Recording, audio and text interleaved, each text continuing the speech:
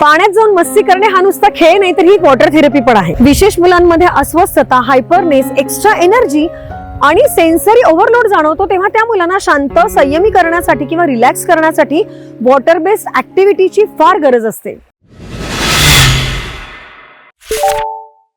ही natural water therapy जगण्याचा सुंदर अनुभव आहे आणि एक उपचार सुद्धा. मी आहे प्राजक्ता, विशेष मुलांची काउन्सिलर आणि एक्सपर्ट. तुमच्या मनामध्ये जर असे काही प्रश्न येत असेल या मुलांना घेऊनच किंवा वॉटर थेरपी संबंधात, मला अगदी तुम्ही बिनदिक्कत विचारा, मला प्रश्न विचारा किंवा मला SMS करा, पण मनातलं माझ्याशी बोला. खरं तर निसर्गाच्या सानिध्यात असलेलं टुमदार हरगुडे गाव हे प्रा फाउंडेशनच्या मुलांसाठी एक वरदानच आहे. कारण इथे मुलांना सतत निसर्गाच्या सानिध्यात ओढ्यावर नेऊन पाण्याचा अनुभव देता येतो.